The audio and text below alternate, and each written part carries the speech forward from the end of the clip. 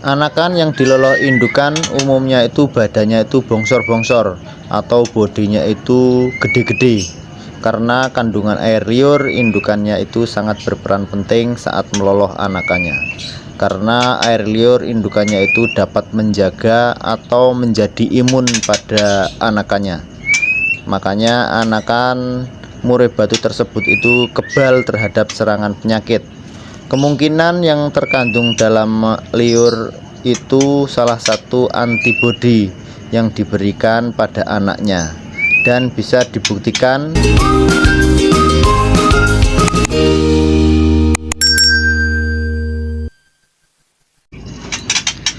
Bismillahirrahmanirrahim. Assalamualaikum warahmatullahi wabarakatuh. Masih jumpa lagi dengan channel Sarang Kicau CPP, channel yang membahas seputaran perawatan burung kicau dan kreasi-kreasinya. Bagaimana kabarnya temanku, sahabatku semuanya? Semoga dalam keadaan yang sehat selalu, senantiasa dalam lindungannya, dimurahkan rezekinya, dilancarkan usahanya, dan tercapai apa yang jadi cita-citanya. Oke, di video kali ini saya akan mengangkat tema tentang trotolan murai batu, loloh tangan dan loloh induk. Ini adalah hal-hal yang penting ya. Ada yang kekurangannya, ada yang kelebihannya.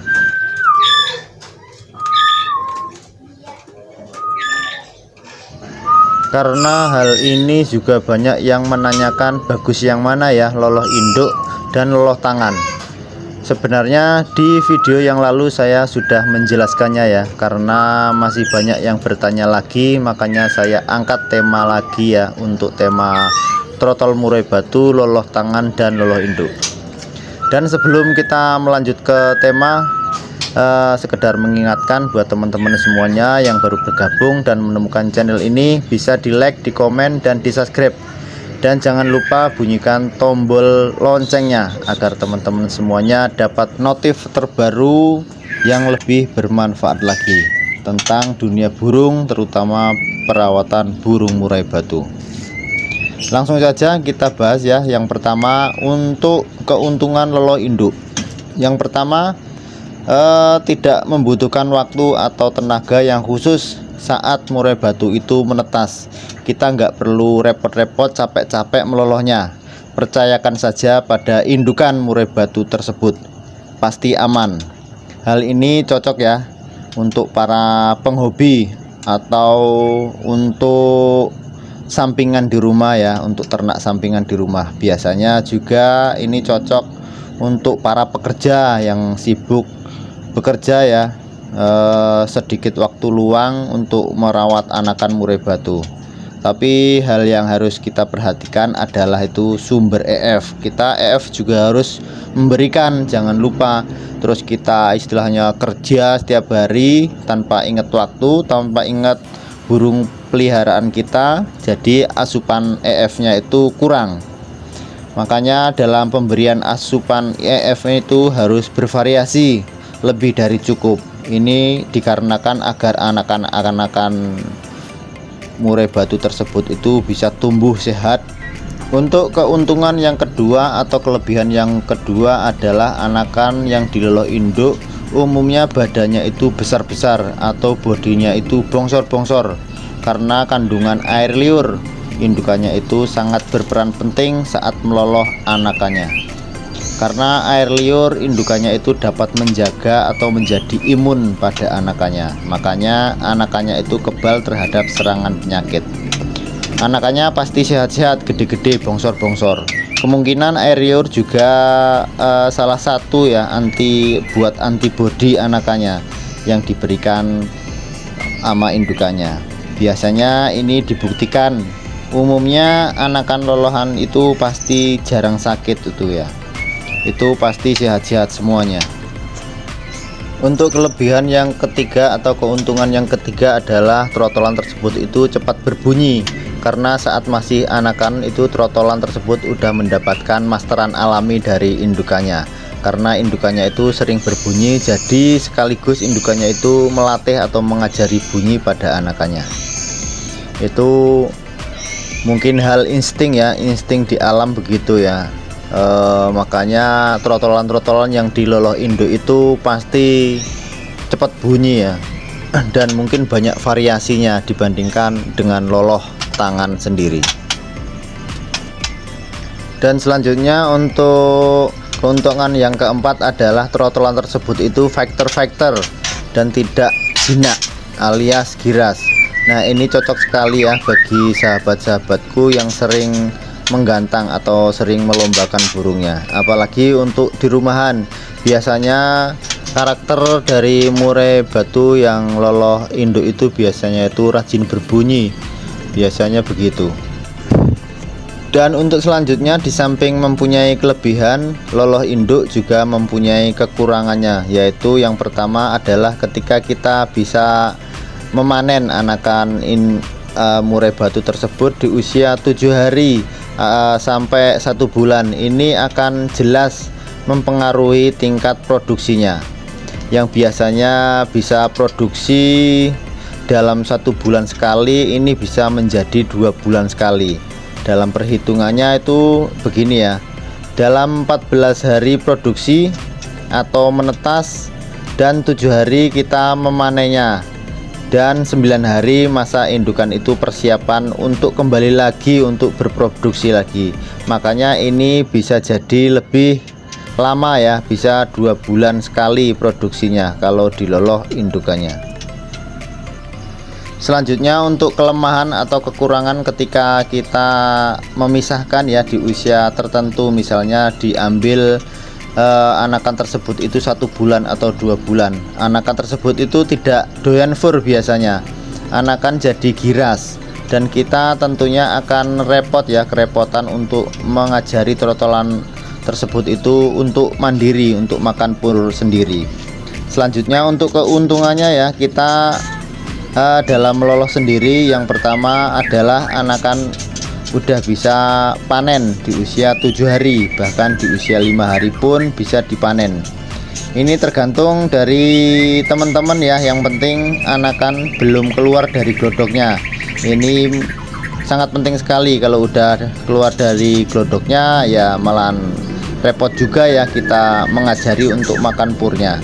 Kalau masih di dalam glodok itu biasanya kan matanya itu masih tertutup, makanya kita melolohnya itu lebih gampang ya, karena dia belum tahu yang melolohnya itu manusia atau dari indukannya ya. Dan selanjutnya untuk keuntungan diloloh sendiri adalah yang paling nyata itu adalah produksi indukannya itu lebih tinggi produksinya, yaitu dalam 1 bulan itu kita bisa panen itu sekali ya. Bedanya kalau loloh induk itu 2 bulan sekali, sungguh sangat beda sekali ya, selisih 1 bulan ya kita cara pemanenannya. Untuk cara perhitungannya itu begini, 14 hari itu masa bertelur, mengeram dan menetas, dan di usia 7 hari itu masa meloloh indukannya. Setelah 7 hari kita panen, di usia kurang lebih itu 9 hari indukan pasti udah bertelur lagi, makanya hitungan kita adalah 1 bulan untuk perawatan dari indukan ya, atau dari kita sendiri yang melolohnya.